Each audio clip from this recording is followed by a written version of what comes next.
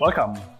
I'm here with David Brossard and with Allan Foster, and we're here to talk about, let's say, the future of authorization and how this impacts digital identity and the digital business.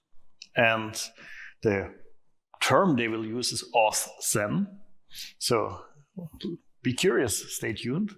Welcome, Dave. Welcome, Allan. Thank you. Maybe you quickly give a bit of a background of the two of you, and then we dive into AuthZEN. Sure. So my name is David. I'm CTO at Axiomatics and one of the editors of the XACML XACML authorization standard. So it goes back all the way to 2001. Allan and I were partners in crime at XACML, and we had so much fun, we wanted to do it again with AuthZEN. Yeah, so I was involved with XACML back in the Sun days, and then with ForgeRock, definitely with the XACML part inside of that. So I've always been authorization based from day one. And the challenge we were looking at, David and I started talking, I don't know, a couple of years back, and we started looking around and saying, one of the challenges that enterprise is having is managing all of the different systems, because every system has its own authorization framework, its own authorization policy and everything. And that's really where AuthZEN, as the working group, came out. Okay, and maybe to start, XACML or XACML stands for Extensible Access Control Markup Language. Correct. It's an, as the ML indicates, and the X, it's an XML-based standard. Started quite a while ago, 2 decades, more than 2 decades. Had some quite big peak in attention, and then it became a bit quiet, I think, which is partially because of the complexity of authorization, and partially because XML turned out to be more on the heavyweight side of things. Let's phrase it like that. So what is different? So a few things. First of all, you're right. Like, XACML was XML based, and XML eventually fell out of favor. We came up with ALFA, the abbreviated language for authorization, to help with that. But it didn't solve the fact that authorization is a really hard problem to solve, because you're kind of sitting, there's the identity side of things, there's the application side of things, and authorization kind of sits in the middle. It's a very uncomfortable position. I think what's changing is people who've been working on authentication, they're done with that. It's more or less mature, right? Authentication is fixed. So companies have time to focus on authorization, one thing. The other aspect is there's more data, more users, more services, more apps, more risk. So you need to do authorization. And that's where AuthZEN really comes in, because XACML was great. The model behind it was great. NIST took it, created ABAC, NIST ABAC in 2013, I think. 12, 13. And now we're, with an OpenID, we're saying, well, let's rebuild the standard interfaces for authorization. That's what we kickstarted last year. Yeah. I mean, XACML, the number of times we stood around and people are saying, XACML's dead. But the reality about XACML is that it has introduced, and still to this day, when you're talking about authorization, the concept of a subject, a resource, an action, a context. Yeah, that was really one of the big things XACML brought into play, and it standardized that.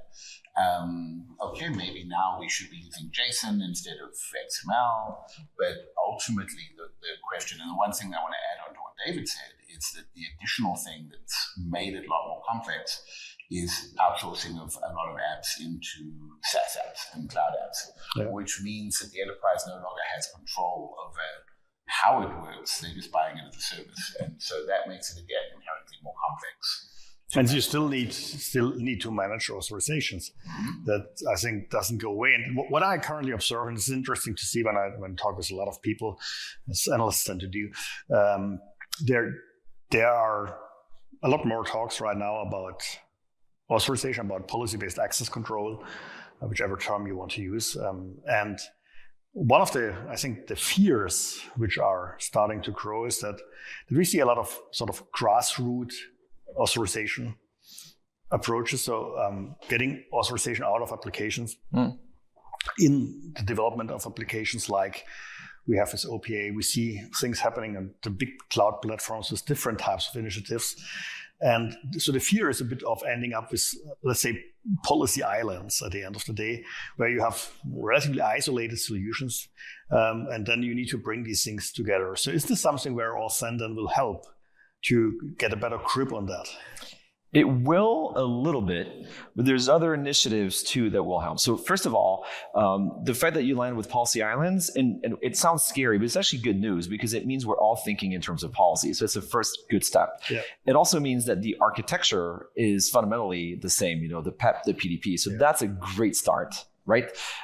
It might mean that we need to have policy translation in place or policy governance. So if you look at Jerry Gable and Strata Identity and the Hexa open source framework, they came up with a language called IDQL that is not meant to be a runtime language. It's meant to be a governance language, and they're translating back into ReGO for Open Policy Agent, ALFA for authorization, eventually maybe one day CEDAR. So it's yes, you're right. There might be islands, but the good news is same architecture, the ability to manage these policies in a single language. Yeah.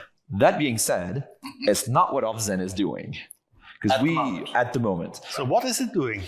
We decided right from the get-go that we did not want to do policy, because you're going to get in very heated conversations about what the policy should look like. And, there's the ReGO camp, the Alpha camp, the CEDAR camp. We don't want to do that, right? We want to focus on request response first and foremost. Mm-hmm. How you send a request, how you get a response back. We've got 3 APIs in mind. We've already got the first one figured out. The first one figured out is the binary one. Hey, can Alice do X? You get a yes or a no back. Or something in between? Not yet. So, Allan can talk about obligations and advice. The second one is a batch version or the boxcarring version of the first one. The third one is the search one, where you can say, hey, what can Alice do? Which means that you can get a list of things back instead of just a yes or no. But also, to your point, Martin, we are thinking of returning additional context. And that's something that's close to your heart, isn't it? It is.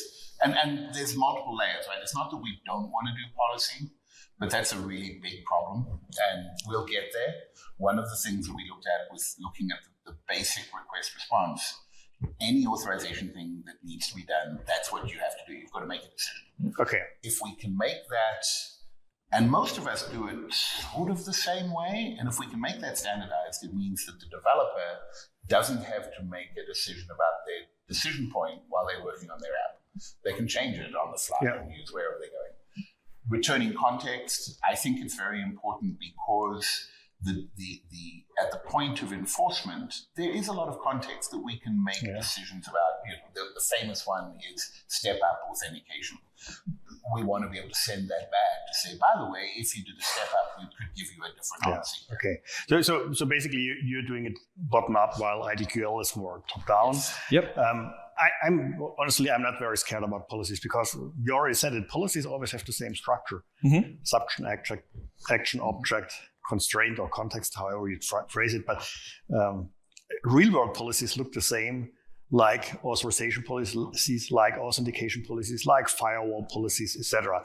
So I think that is the good thing. The language we express it varies, but the structure is the same, which means translation is relatively simple to do. Correct. Especially, we can always start with natural language, which I believe is a huge advantage if we want to define policies, that we can talk with people that are not geeks about that in a very natural language. Every departmental manager and organization, for instance, the finance department, can very well describe the policies. And that also means you have something where you can derive your roles and your entitlements and all that stuff from. So I think it's not as tricky, but I get your point. There's the other side of it. So what is it what the developer should use in a standardized manner, so that you build an application and that application can work with every system. And if you move from cloud A to cloud B, from system whatever Z to system whatever else, for the authorization, then the code won't change, because it abstracts all these different models. And that, at the end of the day, also is I would say both things then help us to get a grip on the policy islands. The one is you build your application so that it's not tied to a specific approach, and the other is you consolidate your policies, especially your policy governance and management. And then maybe at some point of time, we have more automated translation of high-level policies into lower-level policies. And then you can, as an organization, build this roof on top, so to speak, or the house around all these things to get a grip on it. While you, and I think this is very important these days, while you enable a multi-speed evolution in the entire policy and authorization space. So developers love it because they don't need to care about it if they just have a call out of their applications. But to fix it in legacy applications with standing privileges, it's a longer way.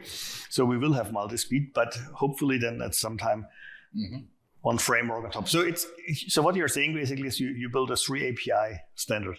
A 3 API standard. That's the first goal. Second goal is design patterns, because we also acknowledge the fact that there's what I'm going to call the traditional authorization, PEP, PDP, PIP, so on, but there's also the OAuth way, the token way, the session way of doing authorization. We kind of want to bridge the two worlds. We cannot ignore the OAuth way of doing authorization. But I think in OAuth, we also have this, I think also evolution starting around getting away from static scopes.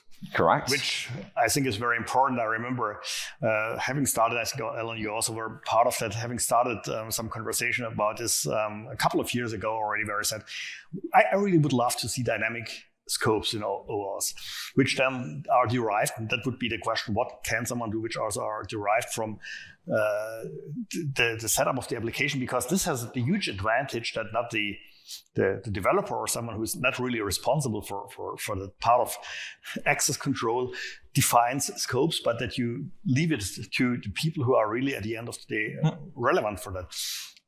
Yep. Yeah, I mean, dynamic scopes and the entire issue of scopes within OAuth solves a lot of access control. It doesn't solve them all, but it solves a lot of the problems. And where you have a technology that works and it's simple and it's straightforward, that solves 70% of the problems, use it for that 70%.